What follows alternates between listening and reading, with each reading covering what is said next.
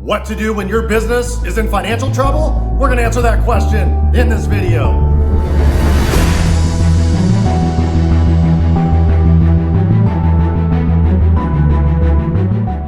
Okay, let's rock and roll. Let's talk about what the heck to do when your business is in financial trouble. The good news for you is you're watching somebody that has been through that multiple times. So I'm going to tell you those case examples and how I climbed out of them, and maybe it'll give you some insight, some ideas about what you can do. So let's start very first and foremost with my trading card business. Originally, it was baseball cards. It was founded in the late 80s. Our family got it in 1993. And if anybody remembers history in the world of sports, you'll remember that baseball went on strike in 1994, 95, kind of that era. And so imagine being a baseball card dealer where none of the players want to go to work, right? They're on strike and there's no baseball being played. Well, it heavily affected our business. Literally, almost nobody was coming in to buy baseball cards anymore. It just halted. It was like the whole business hit a brick wall.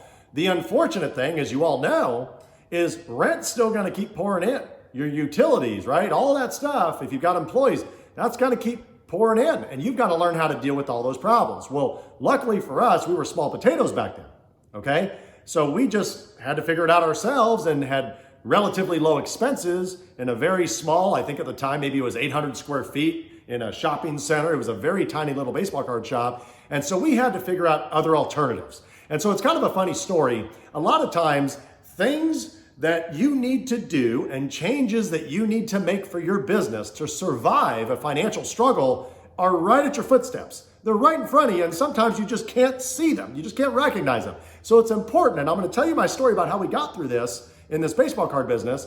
It was literally smacking us in the face every single day. And here's what happened. So we're carrying baseball cards, football, basketball, hockey, all that stuff. And every single day, people are calling us saying, hey, do you have magic cards? Do you have any magic cards? And so what do you think we're thinking? Magic Johnson, right? The NBA player, the star. I mean, one of the best basketball players of all time. We're thinking of Magic Johnson. What the heck? Magic, no, that's all we carry.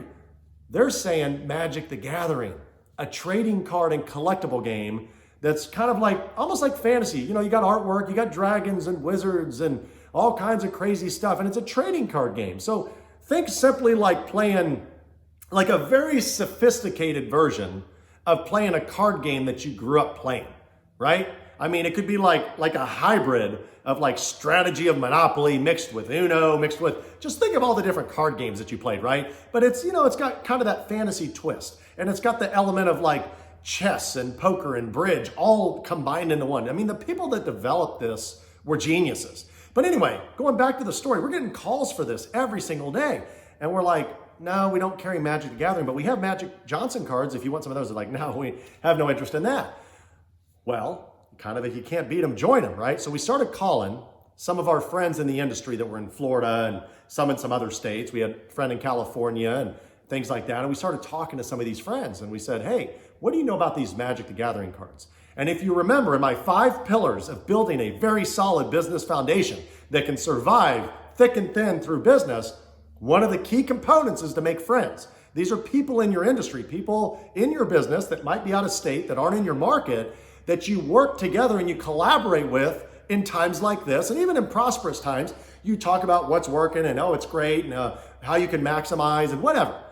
So we called a couple of these friends. And the ones in Florida were like, look, send us a couple $1,000 and we'll send you like a whole bunch of sealed product and individual cards and a couple sets and things like that. Throw them in your showcases, and the word will start spreading once these people start calling you again, because they're calling you every day. Let them know, yes, we carry Magic the Gathering cards. Well, let me just say this. The rest is history, okay? We still sell Magic the Gathering cards. That was back in like 95, I think, 1995. We got into it. Now it's 2020. We've been selling Magic the Gathering for 25 years, okay? If we had not got into that, most likely, if we had not got into Magic the Gathering cards, we probably would have gone out of business. That's a true thing, right? It was that life or death for us. And luckily for us, a couple years later, in like, what was it, 96, 97, Beanie Babies started getting popular. And here I am, I'm like, are you kidding me? How the heck am I going to sell Beanie Babies? I didn't get into baseball cards and be a baseball card dealer to sell stuffed animals. That's like a girl's thing, right? That's that preconceived notion, like that automatic thought is, no, I'm not going to sell like little girls stuffed animals. I didn't get into that business. But what we learned about that is when you get yourself mentally prepared, that as long as you're carrying and selling goods and services that are ethical and legal and all that stuff, don't limit yourself. Because if you limit yourself, you might cost yourself so much income, so much money in your business, and it could potentially, like in the case of the Magic the Gathering, it could make you go out of business if you feel too good to be true, right? If you feel too good, like you're too good to, carry those products. If you've got that, like, oh, I'm a baseball card dealer, I'm not going to carry those products. Why would I ever do that? I signed up to sell baseball cards. Yeah, well, guess what happened to most baseball card shops during that time? They went out of business. They did. Probably 90% of them or more went out of business because they weren't willing to adapt. They weren't willing to change. They weren't open-minded. And you have to possess those things in business in order to survive long-term. You got to be open-minded, and sometimes you got to stomp on your pride and sell Beanie Babies. No, that is not the takeaway. Now, that's sometimes in life, you might have to go through and carry products or services that originally weren't part of the original game plan, but your business morphed into that, okay? It evolved into that, and you don't have a choice. So our original core business, which was sports cards, then we got into a little bit of autograph memorabilia. Then we get into Magic the Gathering cards. Now we're getting into basically toys, right? Beanie Babies, stuffed animals. Well, that led us into like Star Wars figures, like 80s vintage toys. Never thought I was going to get into that, but now we're kind of, as we're carrying beanies, people are coming and saying, hey, do you carry 80s toys? And at that time, a lot of those old Star Wars figures and Transformers and He-Man, Thundercats, G.I. Joes, all that stuff that everybody collected when they were kids was now starting to become super valuable. So that became its own business by itself. There were people just buying and selling those old toys and making a ton of money. So we added that to the business. So look at it. We started with just baseball cards. Then we evolved and we became a sports card shop where we carried football, basketball, and hockey cards. And then we carried Magic the Gathering, which opened us up into the trading card game market, right? Then we started carrying Beanie Babies. That opened us up into toys. So we carried all kinds of stuff. Heck, when Tickle Me Elmo and Furbies got hot, we carried those too. We bought and sold them. When the first Xbox and the first Nintendo type stuff, like the Nintendo Wii, when those got popular, we carried them because we were into toys now. No, people think toys, they think video games. So why not, if you can buy a Nintendo Wii that's very scarce or an Xbox and nobody can find at any store, and you can get it from somebody, say, for $100 over what it cost at the store, and you can mark it up for another 100 or 150 or whatever, why not carry it, right? Why not extend that? But be ready, obviously, when the hype dies down to get out of that market because a lot of those are trendy and you may or may not want to stay in them long term. So the biggest takeaway is you want to make sure that you're willing to change and evolve with the times. And then what we did after all that, we ended up getting into Pokemon and then Yu-Gi-Oh! And all these other trading card games. We tried NASCAR, die-cast little cars, toys, shirts. That bombed out, didn't work out for us. We ended up losing a bunch of money selling the inventory. But the key was we were trying.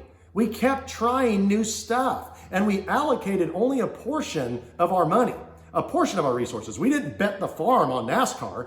We didn't bet the farm on Tickle Me Elmo, right? We didn't do that. But when we saw those, we said, okay, we're going to allocate 3% of our bankroll or 5% or 10%, depending on how much we believed in it, into that product so that, if it doesn't pan out, well, then we only lost a portion of our money.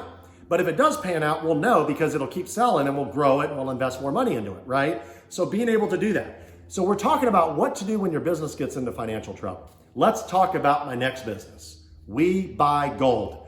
We started that business in 2010, and boy, was it a hot, profitable, super lucrative business. We loved it. We were making so much money, hand over fist. Our sales were in the millions of dollars a year. We were killing it. It was amazing. What we didn't realize as we kept hyper expanding, people say one of the biggest way business owners fail is they overexpand, which means expanding too quickly, right? You just kind of assume that the same rate at which you're growing is going to continue forever. So you just continue to expand. Well, when the music stops, unfortunately, it's not always the way it's caked out to be. And you could potentially lose all your money and then go out of business and be in serious trouble. So let's use that example because that was another one. What we didn't realize, we somewhat planned, was how the business was super based off of the price of the commodity. So the price of gold, the price of silver and platinum and the other metals, those dictated how excited people were to come in and sell, right? Think about it. Let's make an example. if tomorrow gold's $1 million an ounce, we're not going to be able to serve everybody. They're just all going to line up. There's going to be a line miles long of people standing in line to sell its gold. They want to cash it out. They want to get $1 million an ounce, right? That's just an extreme example, but just to show you. What if gold's $1 an ounce? How many people are going to come into my stores? And so we're sitting there saying, oh my goodness, what the heck? How do we survive this? You know, I mean, if gold prices start going down, which they did, we finally hit this spot in 2013, how do we get through it? Because less people started coming in because they weren't as excited. Because less people are coming in and the prices are going down, our margins are lower, we're making less. So all the volume starts going. The problem was we had expanded rapidly.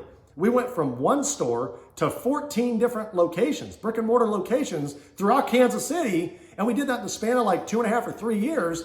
And now we have super high payroll, super high rent. Our advertising is through the roof. I think we were spending at our height like $85,000 a month in advertising. Talking like $1 million a year just in ads, various different forms of ads. And in the end, we signed up for all this liability and now gold starts dropping, silver starts dropping. So the numbers and the rate at which we were doing business start plummeting. And then some of the locations, because we overexpanded, started cannibalizing each other's other locations, which really started hurting us. So the long story short, we got into serious financial trouble. I mean, when it started happening, we probably were losing $50,000, $60,000 a month. So after paying our payroll, rent, utilities, we're losing like $50,000+ a month. Who the heck wants to stay in that business? So we sat down. What do we do? I'll tell you what we did. We said, we got to start downsizing and closing stores fast. We don't want to do this. It's a huge blow to the ego, but if we don't do this, we're going to go out of business. We're going to lose everything. And so we started downsizing as quickly as we could. And unfortunately, we lost 10 stores and tons of money, hundreds of thousands of dollars during that process. But we were smart enough, like one of my other pillars I talk about in my initial early videos, the 5 pillars of building a solid business foundation and being able to survive, is we saved a lot of our money. So we were able to take that hit, that huge financial hit. After paying our taxes and going through it, we were able to take that hit and survive. And so what you take away from this is that when you're in financial trouble, you got to be decisive. You got to be really ready to sit down and make a quick decision and decide what to do. So let's go into the last example. Right now, as this is going on, we're still in the midst of the COVID-19 pandemic. There's still tons of businesses that are closed. Some of them are slowly opening. We're in this tough time right now. So you say, well, what do? We're in financial trouble. Well, yeah, I've got a couple businesses that I feel you. I'm in it. I'm in the game. So I'm right with you. I resonate with it. And here's what you got to know. Luckily for us, this time around, unlike the recession of 2008 and that financial crisis of 2008, luckily this time they were really helping out small business owners. So we got some bailouts through the SBA's PPP program, the disaster relief, I think it was the EIDL. There was ways to get money, ways to get funds, right, from these companies. And so we were able to get these loans. Now, a lot of people say, well, I don't know what to do with it. Well, some people are smart and they're like, well, I had to hire some of my staff back because there's forgiveness provisions and stuff like that. So without going into great details, we're in financial trouble, right? In some of those businesses. But what do? I'll tell you what you do. You start doing anything and everything you can do. You start getting on Zoom meetings with other business owners. You start collaborating online. You start picking up the phone and calling people and figuring out what all your options are. Because there's always a solution to a problem. And in the end, your solution might be to close your business down. It might be that. But you have to find the solution. Don't sit there and expect people to feel sorry for you. They're not going to do that. I mean, you have a couple family members that do, but they're not. Don't feel sorry for yourself. Make a move. Go straight and make a move. And you got to make the right move and just move forward with it. So in this particular case, maybe it is to go borrow money from the SBA because you're confident when things get back to normal, whatever that new normal is, that you're still going to be profitable, that you still want to be in the business. And you're super passionate about it. So you don't want to dump it off. You put your life into building that business. You're like, I'm not going to just let it go because of a pandemic. I can get through this, right? And so I always tell myself, when your business is in financial trouble, this is when it's the true test of yourself. You got to be a gladiator. You got to pull that sword out and say, charge, full steam ahead. And if you've got employees still and you've got people on your team and they see you, they're going to wipe their tears and they're going to say, hey, the leader, he's charging. Let's charge with him. And they're going to go forward. And like I always say, they're going to push forward and they're going to keep going.